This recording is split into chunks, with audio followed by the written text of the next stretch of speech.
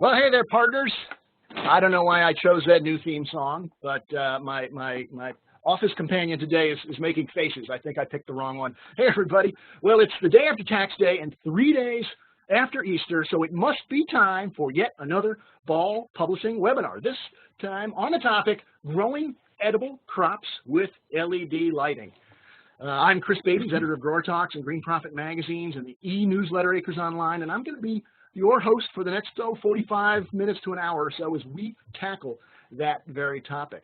Now, based on registration, a fair number of you are really curious about this topic. In fact, we have attendees from all around the world today. It's pretty exciting. All want to know more about LED lighting, specifically on edible crops. This is the second webinar I've done in conjunction with our expert and sponsor, Philips. Back in November, I hosted one called LED Lighting as a Commercial Possibility, Myth, or Reality. You may recall that. If not, you can go into the archives and view that one. But this time, we're going to do a more in-depth look at why you should add supplemental light, how LED lights compare with traditional high-pressure sodium, and finally, give a little bit about some of the success stories that Philips have had here in North America. Now, even though I've been covering LEDs for 15 years or so, I am, as usual, not the expert on the topic. But this week we have two, and I'm lucky enough to have one sitting right beside me in studio today. He is Doug Marlow, Business Development Manager for Philips. Welcome, Doug. Thank you very much, Chris. You didn't like my theme song?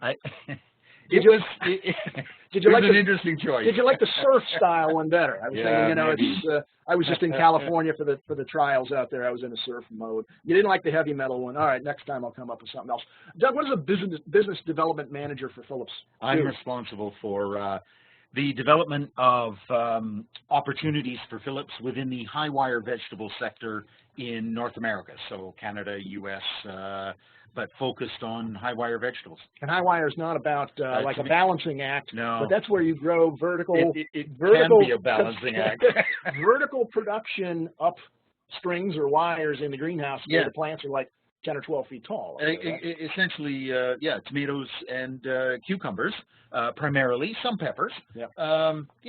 All right, very cool. Now, next, broadcasting from, I checked this statistic, 4,206 miles away from Venlo, Holland, our second expert, Erik Stappers. Welcome, Erik. Thank you, Chris. Thank you, Chris. Hello. Should I say goedemiddag, but that's only afternoon. It's now evening where you are, 7 p.m., right? Yes, it is 7 p.m. at my place at the moment. That's right. All right, very good. And you are a plant specialist, so it's nice that Philips isn't just focused on the hardware, but you make sure that their hardware does good stuff for our plants, right? Yeah, that's the best summarize I can give, actually. Yes. All right, very good. Well, we're gonna hear your expertise in just a bit. Let me get there's me as usual broadcasting with Doug sitting right next to me in the palatial Ball Publishing studios. Doug, stop elbowing me. I know it's a little cramped here, but there you go. So, hey, everybody. Now, quickly, somebody just asked through the chat area, says, is there a dial-in number I can't hear? Well, here's what you need to do. I'm hoping this gentleman is reading this right now, because obviously he can't hear me. This is how you get the audio hooked up. All the rest of you figured it out. I'm sure he will as well. So I'll leave that just there for a second, and if he still hasn't gotten it figured out, I'll send him a quick message once Doug's talking. And then, if you have questions as we go along, use either the chat or the Q&A area, and we will field them. In fact, we've already gotten one here. We're not going to tackle that one yet, Van. Hang on. If you have questions, we will tackle them if they pertain to the topic that Doug or Erik happen to be on. We'll grab it right then. If not, we've got a Q&A period at the very end. And if your question is really complicated, we'll direct you to the Philips website where you can get like serious help.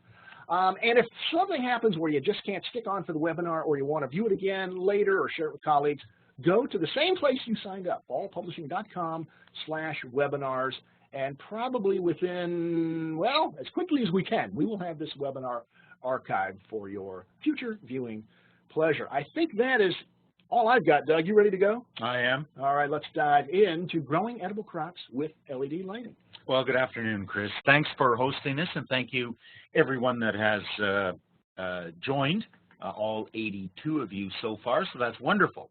So we're going to talk about growing edible crops with LED lighting, and I just want to clarify that this will be primarily focused on high wire vegetable, tomato, cucumber, maybe a bit of peppers, and lettuce, rather than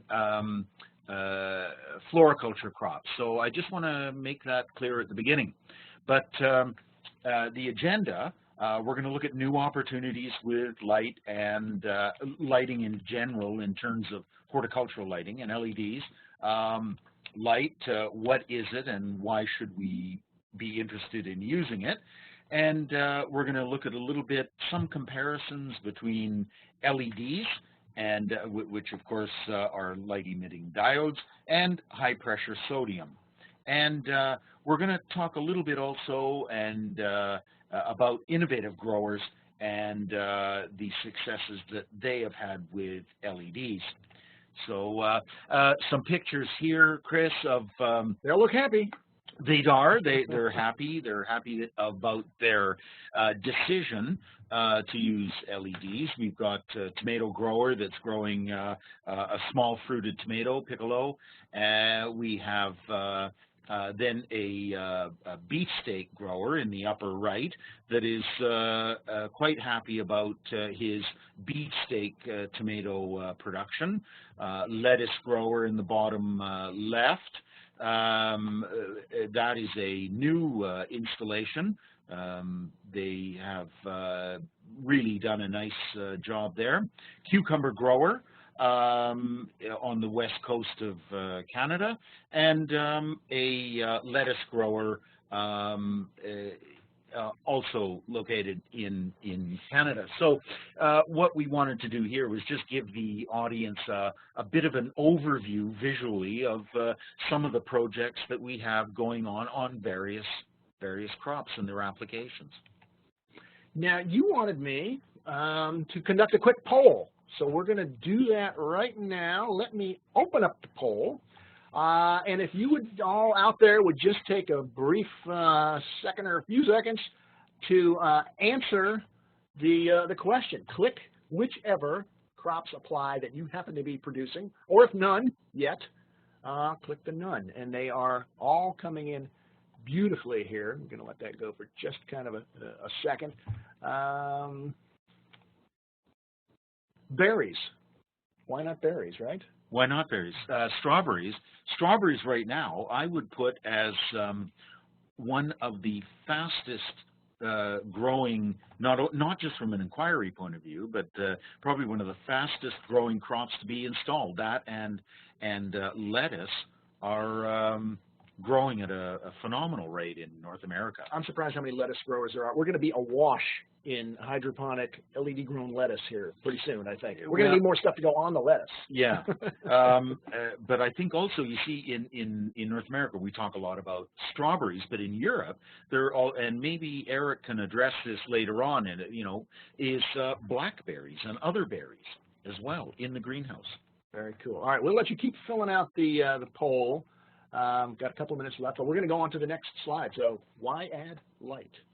Well, yeah, that is a question growers, when we begin a discussion with a grower about their needs or what they're trying to achieve, let's say, why do you want to add light?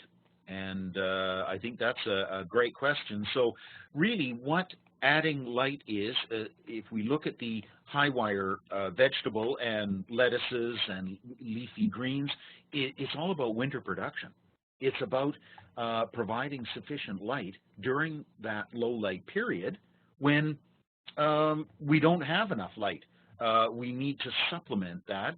And, we've got consumers, obviously this woman's dressed up, it's winter, but she still wants a good selection of locally produced produce in between October and or November, certainly, and February. So what we see and talk about with growers is that During that winter, we have a low local supply, and during the summer, we've got a high local supply. And but the demand for fresh fruits and vegetables doesn't seem to waver very much. It's a straight line. But what this creates for winter production is an opportunity for growers to take advantage of the low supply and as a consequence of that, higher fruit prices in the winter. This is really where it all comes down to. So we've got a grower here that has certainly taken advantage of that. His latitude is about 50 degrees north on the western side of Canada.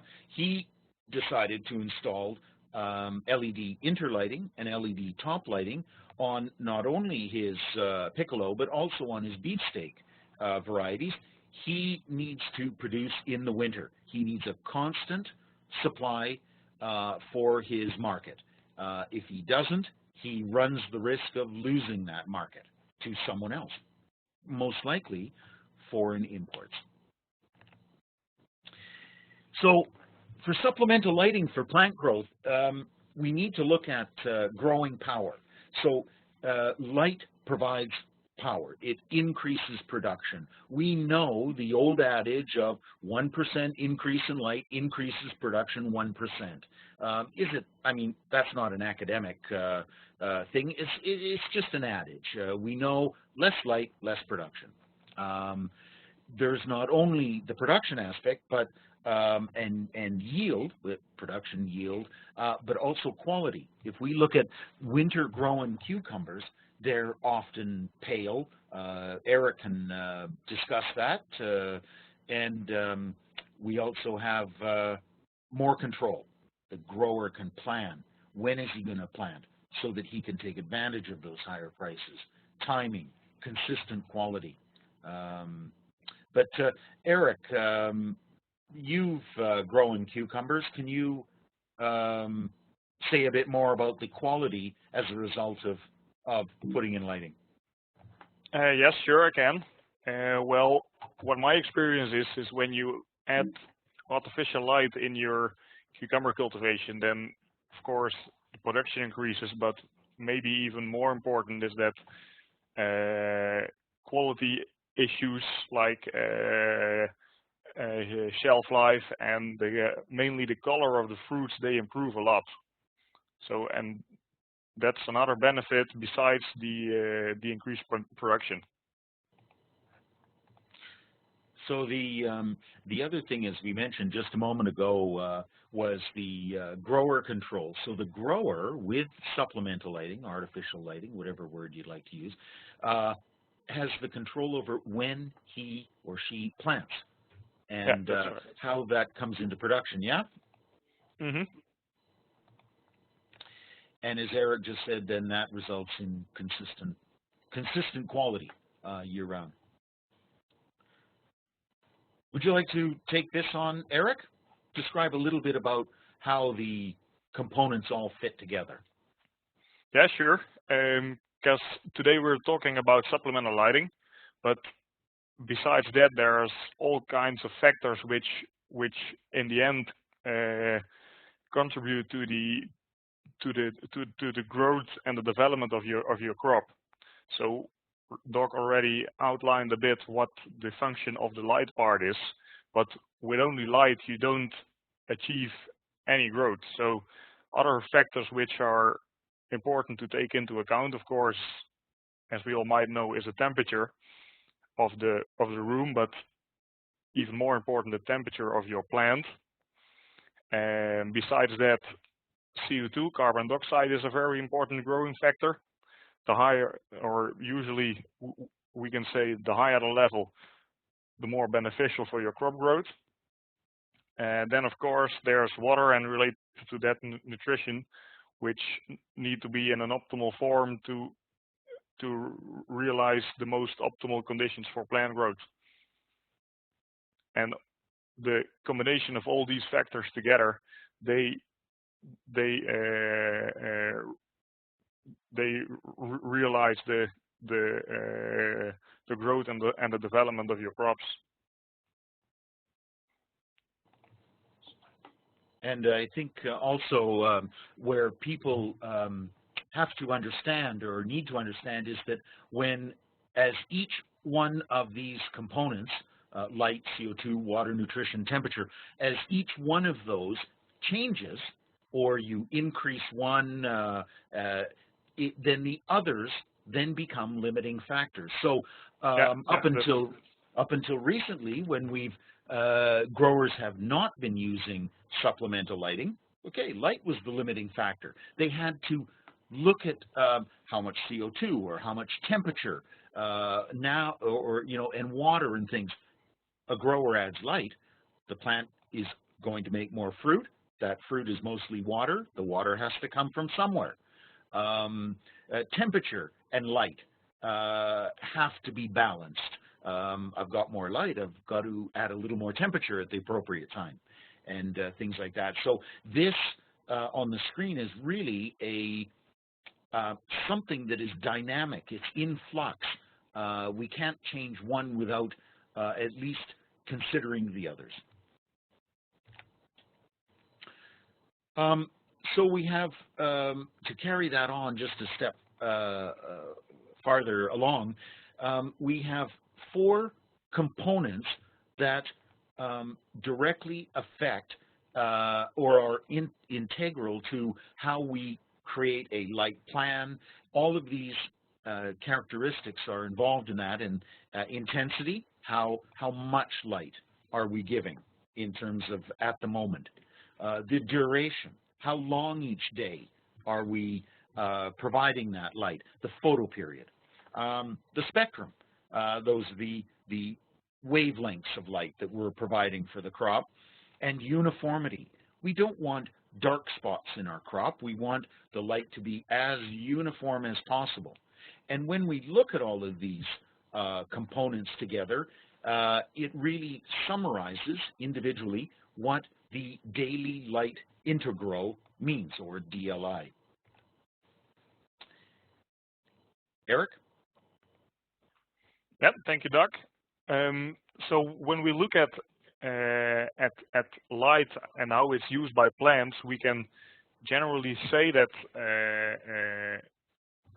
when applying LEDs, we mainly use blue and red light colors, blue and red wavelengths actually. And there's a reason for that. And the reason is that research has turned out that plants are very sensitive for mainly blue and red photons. So that means that the photons with a certain wavelength,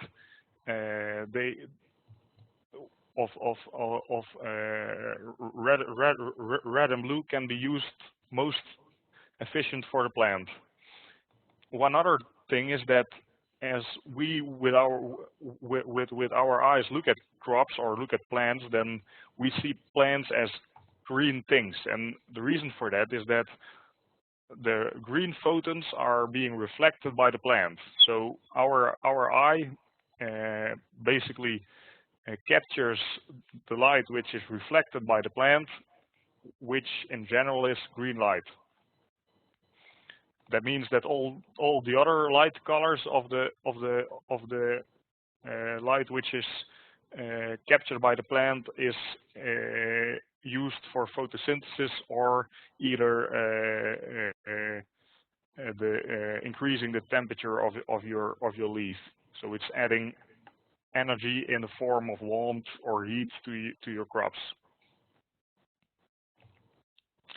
So what Erik was just saying there is captured in this.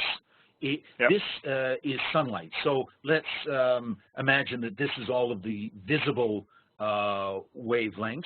This is the photosynthetically active radiation, 400 to 700 nanometers. So as Erik was commenting, the plants really want blue light and red light, deep red, because those wavelengths really, we'll see in a moment, have been have been shown to really stimulate photosynthesis. The plant is most sensitive to those.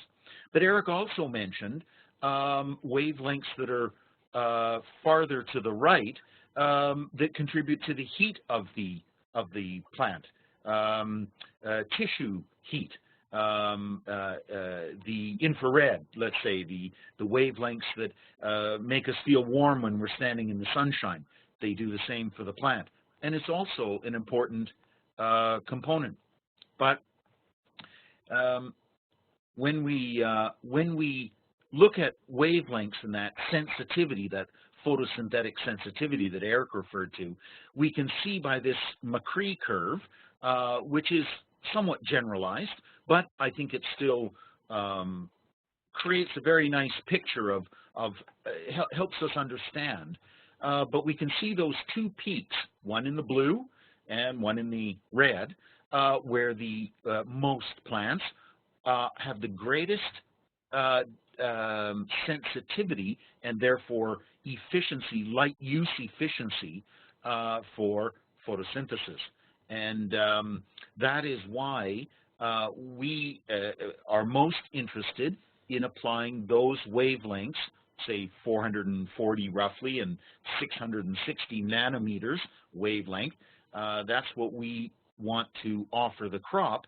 But it's not to say that the yellow, orange, and greens are not important, because they certainly are.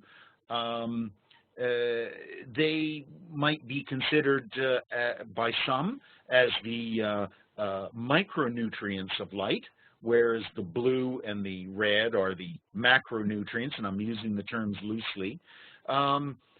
We want to, with supplemental lighting, to give the plant the most efficient or the wavelengths that they really want. Here we can see our old friend, the HPS. Most of its light is in that orange, yellow, green wavelengths, not in that 660 and 440 wavelengths that the plant, photosystem 1 and photosystem 2, really are sensitive to. But if we look at the LEDs, we can see that we have focused on that red and blue, where the photosystem 1 and photosystem 2 are most sensitive. And so in this particular situation, we can see that let's put the energy that we give the LED light, let's have it just create red and blue. Let's just go for horsepower. When we're growing in a greenhouse, the plant will also receive the white light, let's call it, that orange, yellow, green that humans see as white. They will get that as well. What we want to do is really push those photosystems that are creating, or making that photosynthesis happen. But then, Doug, that would impact anyone growing indoors, 100% under LED and only giving a plant blue and red. They're not getting the other portion of the spectrum, the micronutrients, as you kind of illustrated us, which I think is a great way to look at it.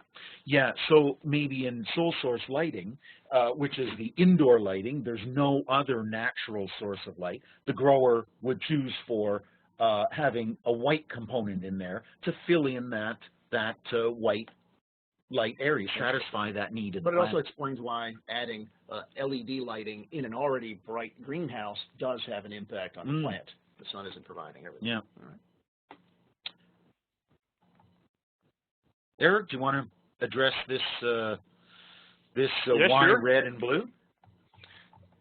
So what we mentioned previously, and what you all could see in the graphs Doug just explained, is that in our LEDs we use blue light, red light, and far red light. And I just would like to go a little more into the depth of the function of all these light colors. Starting with the blue, there's a couple of functions for blue light, and the most important one is that the amount of blue light and also the ratio between blue light and the other light colors determines the morphology of your crop. And in general, you can say that the more blue light you have, the more compact your crop will grow. Now, Erik, here's a question from one of our attendees. Van wants to know, and I don't know if you can answer this, is there a specific wavelength that enhances variegation in foliage? Or do we know that? Then yeah, you have to help me a little bit. What variegation, what meaning with you've got foliage that's green and white or multicolored green. Mm-hmm. Mostly on say foliage plants, I would suppose, because variegation isn't something you're interested in food crops, which is of course what we're tackling on today's webinar. But I thought it was an interesting question. Maybe that's one that needs to be researched. Erik, maybe let's just turn that a little bit. Let's turn it. For example, let's think of the variegation in terms of lettuce and the enhancement of red color in red type lettuces. Maybe let's look at it that way because we're talking about edible crops. Yeah, well, when you talk about the specific wavelengths you need, then as Philips, what we usually focus on is these, as you could see in the previous slide, is these narrow band LEDs. And up to now we haven't seen any. That one. Up to now we haven't had any reasons to broaden up this spectrum in order to realize specific kinds of crop development.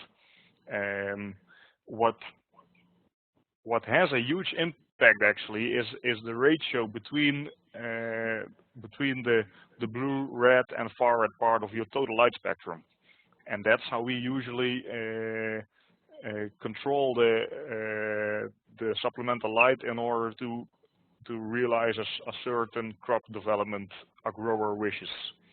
Is that why we're seeing so much more red here? The peak is higher than the blue? Is that what I'm reading there, or is that something different? Partly, but that's actually a good question. Why is the peak on the red part this high? The reason for that is when you go one slide back, Chris, please. One more. There is the most sensitive part of the total spectrum turns out to be for the red wavelengths. So when, as Philips, we want to make a LED fixture as efficient as possible, we try to put in as most red light as possible. But Gotcha. On the other hand, and now I would like you to go back to the slide I was just explaining. Yeah, what we see here as the second point or as a second function of blue light is a stomatal activity. So when we wouldn't put any blue light in our fixtures, then the stomatas wouldn't function as they should be. They won't open on time, and they won't open that much. Then there's another, the third one. The third function of blue light is that blue light has plays a role in the color of your crop. So the darkness of your leaves, or as Doug just mentioned, in case of lettuce, the way how red colored lettuce species, how the way they color or the way they get their red colors. So that's the functions of the blue light. Then when we go further to the red, and as mentioned here, the red, far red, we put it together because basically when you talk about the development of your crop, then it's all, or in most of the cases, it's about the red, far red ratio. Here as well, the red far red ratio can have a huge impact on the morphology of the crop, and this time it's more about the elongation. So the more red, and more important, the more far red we add to a light recipe, the more elongated our crop will be. And then there's another function of the red far red ratio, and that has to deal with the flowering. So the red far red ratio in our light recipe can play a big role in determining when and in what way our crops will start flowering. And same goes for the germination of our seeds. There are and that doesn't count for all species, but there are species which won't germinate very uniform or don't germinate at all, and there's no far red in the light spectrum. So that's basically the main functions of the several wavelengths we use in our LEDs. All right. One of our attendees, Brian, hi there, Brian, it's a friend of mine, wants to know about disease development and whether ultraviolet or any other wavelength could impact foliar disease development. Do we know about that? Well, what we know about that basically is that there is a relation between the disease development and light spectrum, but that's too complex and too and the differences between several diseases and different species of plants are too big to just put one general rule in that. So there are effects, but it's very complex to explain them. Well, I figure he's a PhD. I knew he'd ask a complex question with complex answers, but I'm sure I'll connect you two together later on. How about that? Yes, please. Yes, please. So just to go back a moment. Yep. Yeah. So just to let's put this in this slide in a practical setting. It's one of the reasons that far red ratio is important for flowering, and we see this with, let's say, for example, a tomato grower. A tomato grower will always allow the crop to experience a natural end to the day. They will not light into the night. And the reason for that is the plant needs to experience, after receiving the red light of the day, needs to experience that shift in far red ratio as the sun sets, so that proper flowering development will occur. Yeah, that's a very clear example of the red far ratio. That's true. Yep. So in this side, light measurements. So light measurements, how we measure light, and and therefore the language of light has changed over the years. A long time ago, we used to use terminology such as foot candles. You know, it's rather interesting to think back about that. The other thing that the other way of measuring light is watts. Watts is the instantaneous measurement of light at this second. So growers might say, oh, yeah, the light intensity right now is 700 watts external of my greenhouse. I need to pull my shade curtain. So watts is seen as an instantaneous reading. Lumens, as the old saying goes, lumens are for humans. So we would talk about lumens in an office or in a building. It's what we perceive as humans, which is typically in that orange, yellow, and green color or wavelength. Greenhouse growers always speak about joules, and joules is the sum of all of the watts that the computer measured every second from sunrise to sunset, and that gives us a sum of the amount of light, because joules is really the sum of the watt seconds that were accumulated during the day. But now we begin to speak about moles, because we want to speak about PAR photons. Joules is global radiation. That's all the wavelengths of light. Well, we're not always interested in all of the wavelengths. We want to talk about photosynthetically active radiation, those ones. So moles has taken over from joules in many cases, because we want to still know what the sum of the light that has fallen on the plant. We still want to know what the sum is. And the micromoles is really overtaking or what we used to talk about watts. What is the instantaneous light? So when we talk about micromoles, we talk about micromoles, the intensity per square meter per second. And then over the seconds in a day, we can then compute what the moles are.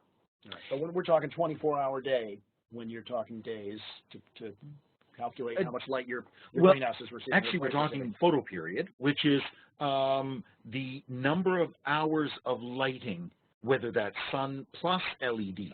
So, for example, if we're applying light for 18 hours, we would, to convert that to seconds, we would take the number of hours of total lighting, supplemental plus sunshine, and multiply it by 3,600, which is the seconds in an hour.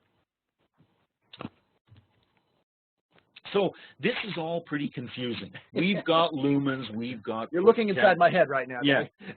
We've got lumens, foot candles, joules, all of these things that are measuring light, including a new term called DLI, Daily Light Integral. And that is really the sum of the moles that have been collected all day. So the light sum. So now we talk about very specific things, photons, packets of light, PAR, the photosynthetically active, the micromoles, all of that. And it all comes down to what is the DLI. So particles of light, so photons, those are packets of light, PAR, photosynthetic active radiation, micromoles, that's on a per second basis, and moles is a sum. But it all comes down to DLI, Daily Light Integral. And we are now able to talk about tomato crops or lettuce crops or other crops that, that we know or have a very good idea of how many moles per day they need. What is the daily light integral for those? So just some examples, tomatoes, we have a pretty good understanding that we want to provide them with 23 to 25 moles per day. That would be their DLI. We want to not exceed, say, 190 or 195 moles per week. That's when we know, when we measure our outside radiation sums, yeah, maybe we've got to pull the shade curtain to protect them a little bit, because after that, the tomato becomes very inefficient in using it. So we've got some good examples there of DLI. So what we have coming right back to the beginning of this, Chris, is that we're talking about winter production with supplemental lighting. And why?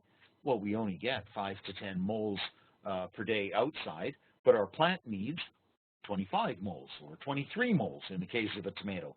So how are we going to get those other, 15, 20, 25 moles? How are we going to get that? So if we look at some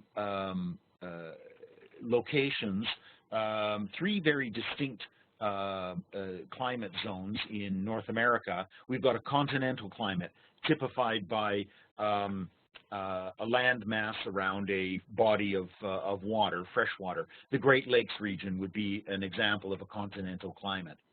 High desert, dry, high elevation, 16, 1,800 meters. A maritime climate, one of the coastal areas. So we can look at that, and what I find most interesting about this chart is that even though there's a rather disparate climate zones, they all have very similar light.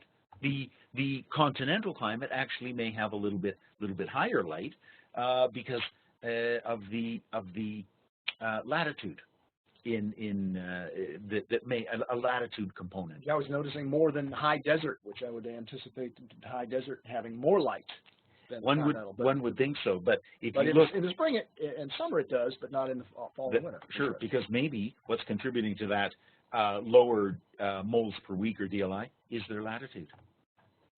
Gotcha. Yeah, All right. yeah. So now I'm going to turn it over to Erik to talk a little bit about the lettuce research that's been going on in Europe in particular, which is leading the way in this crop. Yeah, thank you, Doug. What I would like to outline is how we as Philips developed the application of LEDs in this particular example, lettuce, for the past 4 years. Because lettuce isn't that high a crop, we are mainly using our top lighting fixtures, and this slide gives quite a good impression of how we developed our research. So as I just mentioned, we started 4 years ago with just a very basic proof of principle, HPS lighting versus LEDs. The light level at that time was 50 micromoles per meter square per second. We chose this light level because in North and Western Europe, most of the growers which applied HPS, they apply a light level of about 50 micromoles per meter square per second. After that, we set up another test, because what we saw in this first proof of principle is that with LEDs we got a higher yield and we got better quality of our lettuce plants, of our product or our produce. So the next year we decided to look what more was possible. So we increased the light level up to 75 micromoles per meter square per second, and we used a couple different treatments. One of them was a mix of 66% HPS and 33% LED light, and we compared that with a full LED treatment. The other thing we tested in this year was what the effect of a low or a high blue percentage in our LED spectrum is on the yield and the quality of our crops. We took our learnings on these trials, and with these data we set up another test in the winter of 2015-2016, where we put 3 different LED or lighting recipes. One was again a hybrid recipe with a major part of HPS supplemented with 25 micromoles per meter square per second LED. We compared that with 2 full LED treatments, which were 75 and 50 micromoles per meter square per second. When we compared all the data from these 3 years, we set up another test this year, and we can't share any of these results anymore or yet. But the goal of this year's tests is that we want to quantify the effect of a higher light level.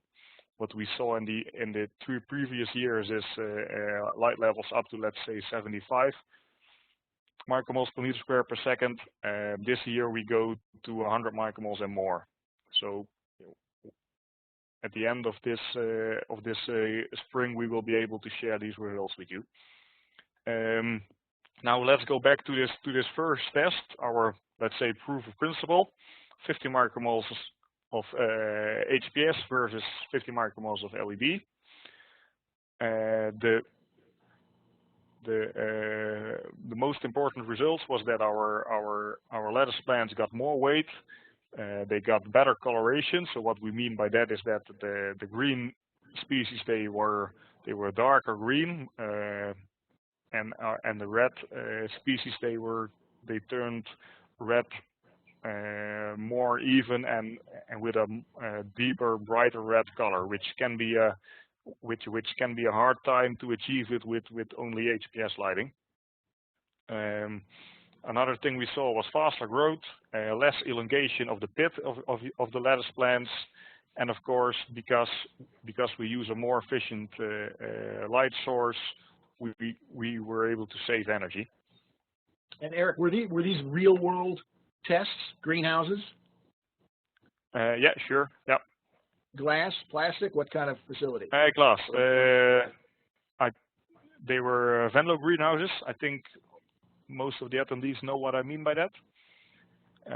But that's a glass greenhouse with a gutter height of about 7 meters, so quite a modern greenhouse. And one important remark with this is that all these tests, they were done on a mobile gutter system, so an NFT system basically. All right, good, thanks. Well, after our first year, we got some questions from our customers and from ourselves, of course. So what would be the effect of the percentage of a blue light in our spectrum? And we wanted to clarify more the differences between a hybrid and a full LED treatment. We did a lot of tests with that, but to summarize it, I put it in this table for you. So in general, we can see that the speed of the crop, when you just compare the same light level of a hybrid treatment and a full LED treatment, then there doesn't have to be a big difference in the speed of your crop.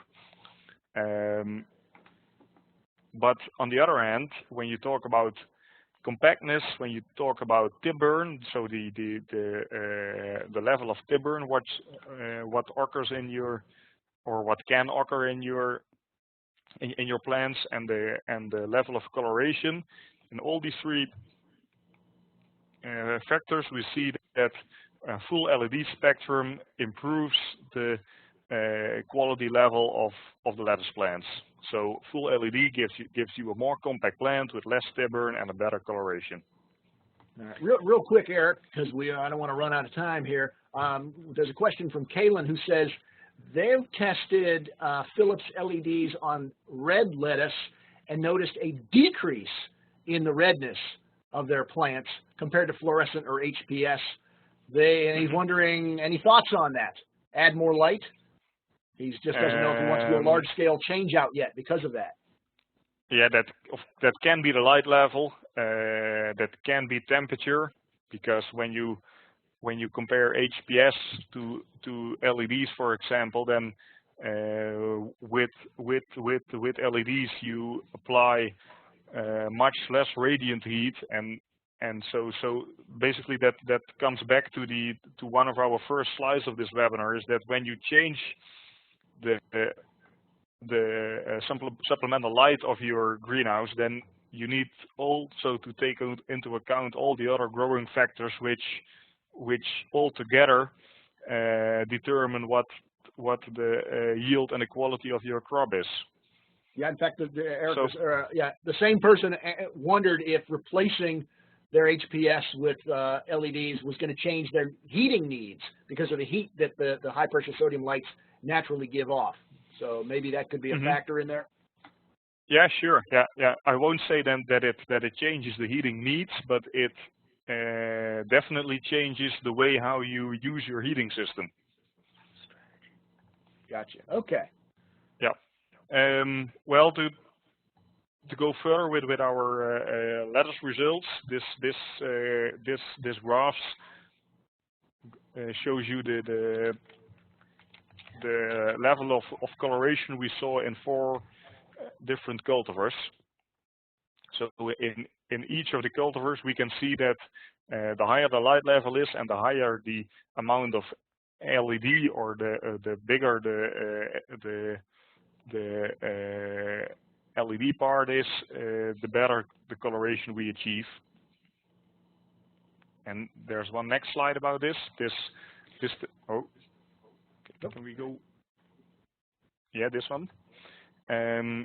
What this slide shows is the fresh weight of our plants we achieved with 60 and 70 micromole light levels compared to the 50 micromole light level. And in each of these cultivars, we see that the fresh weight increases when we apply more light and a higher part LED in the total spectrum. So when we summarize it, so next slide please, Chris. What we see in general is that when we apply more light, we can gain more weight and we can get a higher production.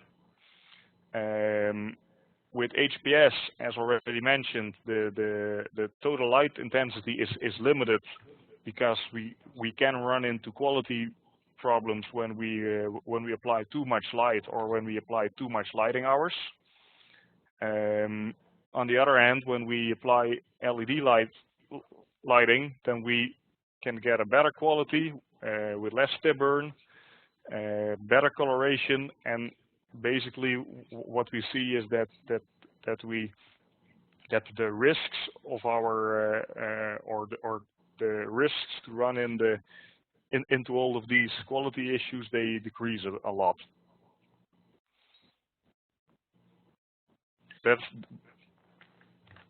Yeah, thanks, Erik. That was good. One of the points, one of the questions that came up was, will more blue increase the red coloration? Maybe you would be able to address that more blue issue in relation to physiological disorders and the extent of coloration. Can you repeat that, Doc? Yeah. Yeah, the question is, should one add more red light or more blue light to get that stronger coloration? Yeah, that can be for several species. We've seen that adding more blue light definitely increases the level of red coloration. Yeah, sure. But at the same time, it also increases the risk of physiological disorders. Yeah, that's the other thing. Yeah. So it's all a balancing act. It's all about the ratio between all your growing factors. Yeah. Yeah, and this comes down to the question about the temperature and what Erik was saying about nutrition. Okay, I'm going to add more light. If I don't change my nutritional strategy or my irrigation strategy or my CO2 strategy, things become out of balance. Gotcha. Okay. Mm-hmm. Okay, so in this image, we have different, from a high wire perspective, tomatoes, cucumbers particularly, you know, we have the opportunity, we have examples of all of these, starting from the left, where we've got a high wire crop, a tomato, cucumber, with only LED top lighting, or only a single line of LED interlighting, or a double line only of LED interlighting. And we see these examples in cucumber crops or tomato crops. Then, of course, there's the interlighting plus top lighting, where growers are looking to install high levels of light intensity. But where the LEDs make it possible is that we can, instead of looking at 215 micromoles of HPS lighting above the crop. With LEDs, we can actually take that total quantity and split it evenly between the from above the crop and within the crop. And one of the big advantages there is that if we put a lot of HPS on top of the crop, and the HPS is in an older greenhouse where it's too close, that light source and that heat source is too close to the youngest, least mature leaves. Whereas with LEDs, we can apply a high light source even to those less mature leaves, but more importantly, we can put the interlighting inside the crop where the leaves are the youngest mature leaves. Let's put it this way. The leaves that are young adults, let's say. And that's what allows you to use these lights in the stacked warehouse growing system. That's right. Somebody is asking, James is asking, you can position lights as close as 12 to 24 inches. There is heat, but not as much, and you do a good job dissipating that heat with these systems, right? Yeah, the heat is negligible, and that's why in multi-layer systems, say for example you're growing lettuce in a sole source environment, that's an issue where we would say, okay, let's put in full spectrum, in other words white, red, blue, and the core red and blue with some white, and we see that possible. There are many city farm or vertical farm, whichever word you'd like to use, applications where it significantly reduces the need for such large air conditioning or heat mitigation equipment. So if we look at LEDs versus HPS, LEDs, and Erik alluded to this just a moment ago, LEDs are cold light, whereas HPS is hot light. So with it being cold, we can bring the light closer to the plants in a multi-layer situation. Cold light also means that the grower has to rethink his heating strategy. In the case of tomatoes and cucumbers, it may be the position of the grow pipe. Also, the advantage to the cold light is the grower can use the LEDs more into the spring and early summer when HPS is impossible. It's too warm. It's too warm. We're also looking at a focused wavelength rather than broad range. We're looking at high efficiency of the light rather than high energy consumption. In that regard, there is a significant, for the same light intensity, a significant reduction in energy, perhaps as high as 50% to 45 to 50% energy reduction. Low maintenance.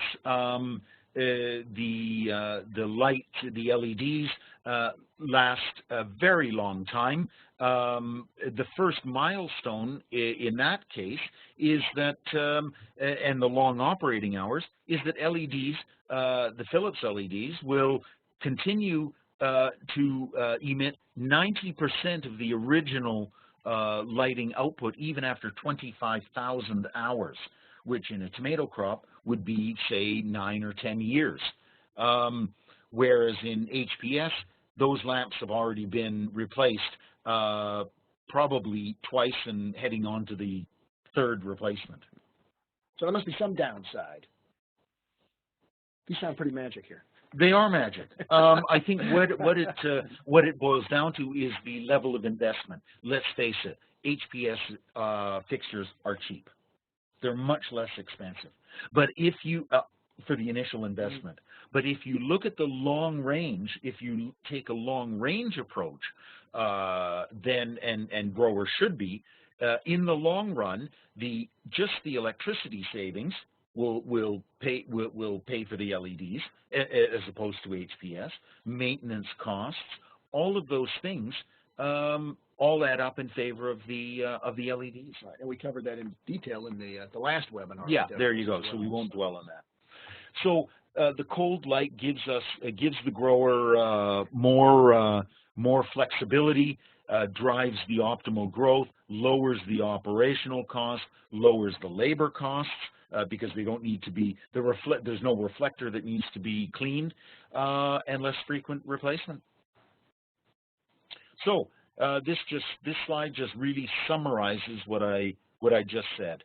There's no moving parts. There's no fan or water cooling pumps or anything like that. They're watertight. The grower can pressure wash them. Things like that. Uniform light distribution, which is key. We don't want dark spots in the greenhouse. So we've got a few examples here of innovative growers leading on. This company is a tomato grower. They are using, growing in this case, this is their beefsteak tomatoes. They are using 2 lines of interlighting without any top lighting, and very successfully producing a winter tomato crop. Where are they located? They're in Ontario. Okay. Yeah. This grower is in Alberta. Again, his focus is winter production to maintain his market, to protect his market, supply a nice local market that he has built and doesn't want to lose it. So that would be considered high desert. This is also the other part of his operation, the lettuce side of it. They've installed LED top lighting for their lettuce. It's been, for them, a very good experience. And it's way up there, too. It's not like you have to hang it within a few feet of the crop. No, not at all, because the light plan is we have a target that we want at the crop. We can have it as high as we want, and create a light plan that will give us what we want at the crop level. And this is very important. Philips always makes a light plan. We don't want to just say, yeah, put up some lights and they're magic. It's no. We need to measure and calculate properly. This grower is in the eastern part of the United States, northeast, well, not northeast, sorry, north, but just in Michigan area, and Michigan, Ohio, that Great Lakes area. And when they installed the LED top lighting, they reduced the production time by several days. It was quite positive. Not only the head weight increased, but the speed of production increased. Yeah, and that's typical Venlo greenhouse, right, Erik? And with all that light coming in, you wouldn't think you would even need supplemental lighting, but you pretty much explained, especially for the winter time, what a difference it can make. For example, that looks like a wonderful, beautiful day. However, in the winter, when we're really talking about the need for supplemental lighting, we have 2 factors. Well, several factors. One, short day. Mm-hmm. We need to, day length, the increase in day length keeps the plant active. Mm-hmm. Okay, so 18 hours, 20 hours, 15, whatever's needed.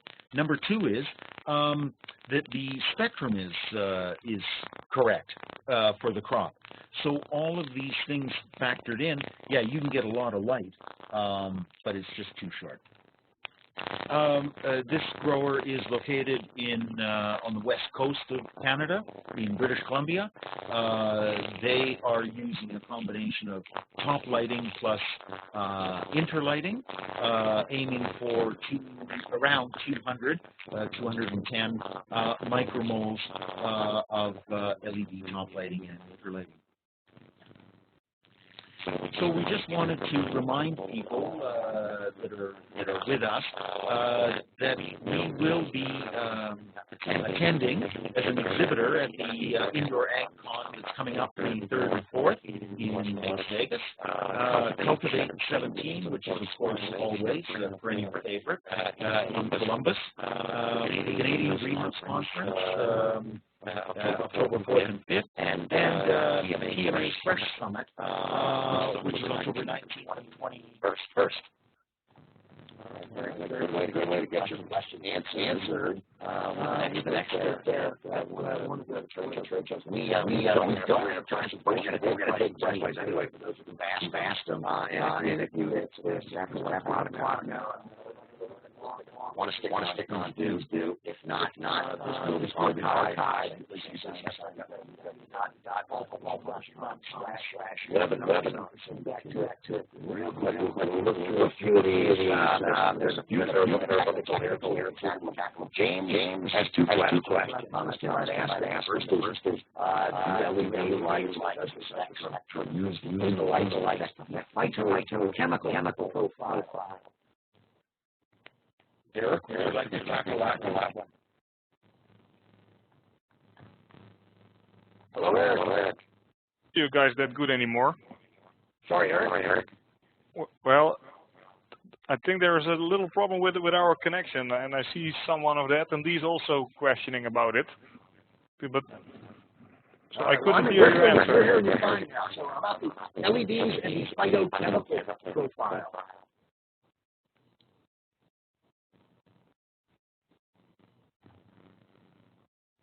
Well, we seem to be having problems with Erik now, even though he's not muted or anything. He is way over in Venlo. They shut off the internet over there. How about I'll try to. I don't know if you want to tackle that one or maybe go down. Yeah, I can. Let's have a. There's a lot of research going on in this regard, and particularly with in the pharmaceutical industry. I know that there has been some work in Nicotiana in this case, and looking at intensity and spectrum for the enhancement of those chemicals that they want to harvest from Nicotiana. Yeah, and the key is this technology is really new to the plant world. It's in its infancy. Absolutely. And there's so much more research to be done than has already been done. We're just at the beginning stages of it. James also asks, and you kind of touched on this, how nutrients impact the way the lights work. It's actually, I think, the other way around. If we add more light, then nutrition or water or one of the other key components becomes the limiting factor. So yes, really, but it's the other way around. I'm going to add light to this. We look at our nutrient profile, look at it the same way as we approach spring and summer. What adjustments do we make as we get more light naturally? The grower will change or modify the irrigation strategy accordingly. All right. Yeah. Dimitri wants to know, since LEDs are so efficient, I mean, you gave the laundry list of all the benefits, why are growers still reluctant to switch from their tried and true, so to speak, high-pressure sodium? For many growers, it's about electrical efficiency, and we see the cost of electricity rising in many places. We see that growers don't want to spend money on the maintenance of the HPS, and they're also seeing the benefits of having greater control based on how they're lighting and how long in towards summer that they want to light. So there's a lot of reasons why people are wanting to change away from the HPS and have more control over the climate in the greenhouse rather than being subjected to the heat provided by HPS. All right, and I apologize. I see a few messages coming in now about audio issues. I apologize for that. That's an internet thing. We are at the mercy of technology. Apparently, that's not as good as Philips. If Philips ran the internet, we'd have something all right there. And Kaylin wants to know, and I think you kind of illustrated a few here, are there case studies available? We'll use this as the last one here. Case studies available for large-scale change-outs from high-pressure sodium to LEDs. And you're saying go right here, huh? Yeah, there are case studies on our on the Philips website that you can look into, Kaylin, and maybe there's something there that will address your specific question. Yeah, I think there might be something there of interest for you.